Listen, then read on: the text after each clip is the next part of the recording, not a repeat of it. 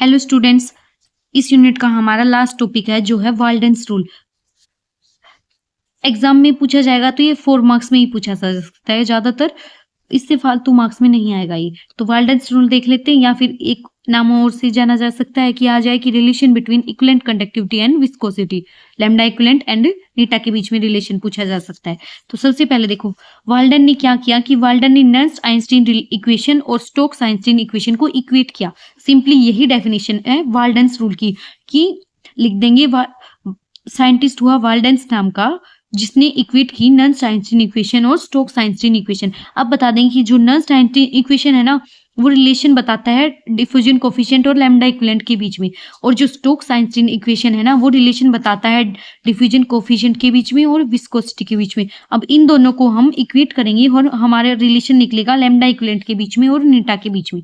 ठीक है, by equating these two relations we get a relation lambda equivalent and eta from. अब देखो Stokes Einstein equation से हमने क्या पढ़ा था कि डी की वैल्यू क्या होती है, kT/6 पाई नीटा आर।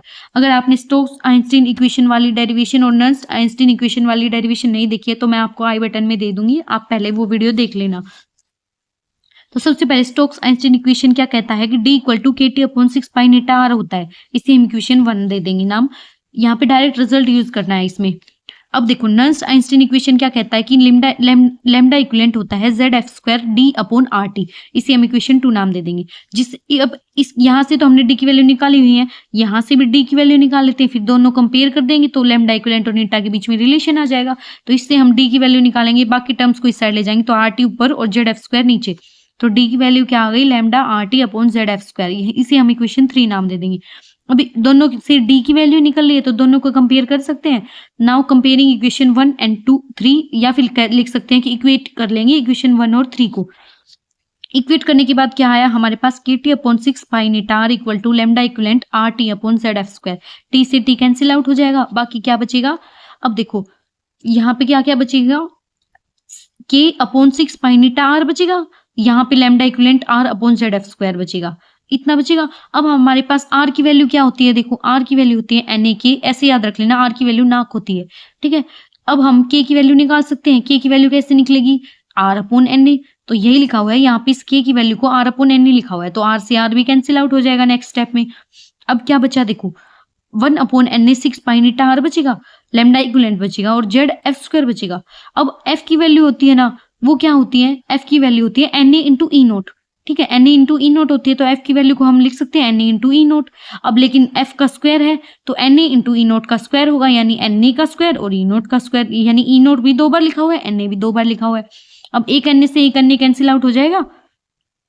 अब आगे देखो क्या बचा, अब एक Na से एक Na कैंसिल आउट हो गया। अब F की वैल्यू क्या होती है, E0 × Na, तो एक E0 × Na तो बचा हुआ है ना, तो इसको हम वापस F लिख सकते हैं।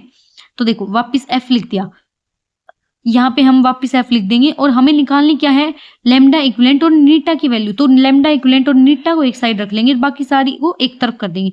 तो लैम्डा इक्विवेलेंट और नीटा को इस साइड रख देंगे, यानी नीटा को इस साइड ले आए। ठीक है, तो ये आ जाएगा और ये टर्म सारी ऊपर चली जाएगी। तो ये जो वैल्यू है ना, देखो Na/E0, इसको हम F लिख देते हैं पहले स्टेप में। तो क्या हो जाएगा, lambda equivalent upon ZE0 F, इतना आ गया। यहाँ पे क्या है हमारे पास, 1/6 पाई नीटा आर है। ठीक है, अब नीटा और इक्विवेलेंट को एक साइड रख लेते हैं, बाकियों को इस साइड रख लेंगे। तो एक साइड लिखने के बाद क्या आया, lambda equivalent eta equal to ZE0 F, lambda equivalent eta equal to ZE0 F upon 6 pi R. ठीक है, अब हमारी यही मेन इक्वेशन है। अब इसमें क्या कह रहा है कि ZE0 F है ना, वो कांस्टेंट है। ठीक है, और 6 पाई भी कांस्टेंट है, तो रिलेशन किस पे डिपेंड करेगा, 1/R पे। देखो lambda equivalent eta equal to constant upon R। अगर R भी कांस्टेंट हो जाता है ना, तो लैम्डा इक्विवेलेंट नीटा पूरा कांस्टेंट हो जाता है, यही बात कह रहा है ये। If R equal to constant then lambda equivalent eta equal to constant. और ये भी कह सकता है कि ये पूरा कांस्टेंट है तो नीटा नीचे ले जाया जा सकता है, तो 1/नीटा हो जाएगा। तो ये लैम्डा इक्विवेलेंट इनवर्सली प्रोपोर्शनल हो जाएगा नीटा के।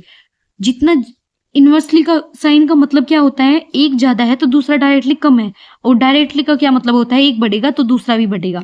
इनवर्सली है तो यानी एक बढ़ेगा तो दूसरा घटेगा।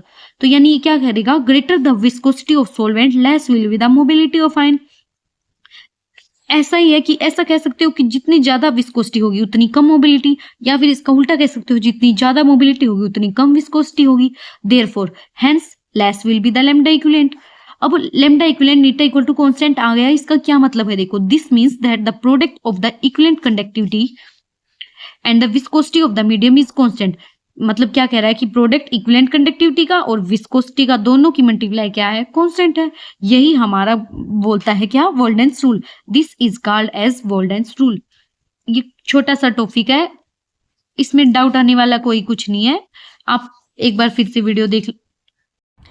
इस टॉपिक में इतना ही है। अब आप स्क्रीनशॉट ले सकते हैं। अगर फिर भी कोई डाउट रह जाता है तो आप कमेंट सेक्शन में लिख सकते हैं।